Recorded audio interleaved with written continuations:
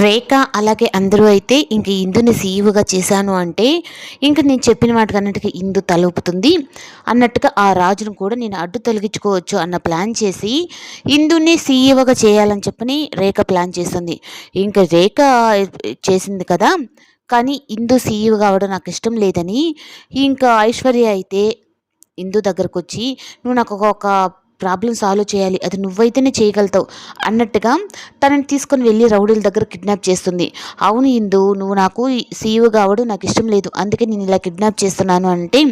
ఇంకా అక్కడ ఆఫీస్లో వాళ్ళైతే 12 గంటల దాకా టైం ఉంది, ఈ లోపల ఇందు గారు వచ్చి సీఈఓకి ఎంపికైనట్టు మేము చేస్తాము అన్నట్టుగా చెప్పేటప్పటికి ఇంకా రాజు కూడా అయితే అవును ఆ టైంకి వచ్చేస్తుంది, నేను త్వరగా వచ్చేసాను, తను వచ్చేస్తుందనని. ఇంకా రేఖ కూడా అయితే ఇంటికి ఫోన్ చేసి ఇందు బయలుదేరిందా లేదా అంటే అయ్యో చాలాసేపు అయింది ఇందు బయలుదేరి ఇంకా రాలేదా అని చెప్పని ఇంటికాడ వాళ్ళైతే చెప్తారు. ఈ లోపలైతే ఇంకా ఐశ్వర్య అయితే నిన్ను కాపాడడానికి ఎవ్వరు కూడా రారు, ఎందుకంటే ఇది నా అడ్డ, నా మనుషులు ఉండేది అంటే మంచికి ఎప్పుడు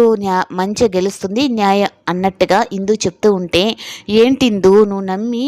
ఒక మేక ఎలా తనని బలిచేదానికి వస్తుందో అలా వచ్చేసావు నువ్వు నిన్ను కాపాడడానికి ఎవరైనా వస్తారా? అయినా ఆ రాజు కూడా ఈ ప్లేస్ తెలీదు, నిన్ను ఎలా కాపాడతారని చెప్పానంటే ఇంకా నారాయణరావు అయితే సైకిల్ మీద పాటలు పెట్టుకొని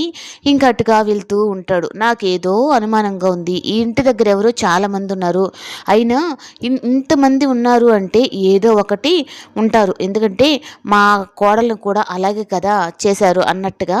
ఇంకా ఆ ఇంటి వైపుకి అయితే వచ్చి అక్కడంతా చూస్తాడు. ఇంకా అక్కడున్న ఇందు అయితే బాబాయ్ నన్ను కాపాడండి అని చెప్పని అనగానే నాకు ముందే ఆడపిల్లలు లేరు, అందులో బాబాయ్ అని చెప్పని పిలిచింది, ఇంకా ఆ అమ్మాయిని నేను కాపాడకుండా ఉంటే బాగుంటుందా అన్నట్టుగా ఇంకా నారాయణరావు అయితే ఇందును కాపాడేస్తాడు. ఇంకా అలా చెప్పేటప్పటికి నారాయణరావు కూడా అయితే ఇందును కాపాడతాడు. నన్ను ఆఫీస్ దగ్గరికి తీసుకొని వెళ్ళండి, మీకు కావాల్సిన డబ్బు నేను ఇస్తాను అన్నట్టుగా అనేటప్పటికీ అయ్యో అమ్మ నాకు డబ్బు కాదు ముఖ్యం, నేను ఒకరిని కాపాడానా లేదా అని, నువ్వు నా కూతురు లాంటి దానివి, అందులో నువ్వు ప్రాబ్లంలో ఉన్నావంటే నేను ఎందుకు కాపాడనంటే అయ్యో బాబాయ్ నన్ను వెంటనే తీసుకొని వెళ్ళండి అంటే ఈ సైకిల్ మీద మనం అంత దూరం పోగలుగుతామంటే వెళ్దాం బాబాయ్ అని చెప్పిన ఎందుకు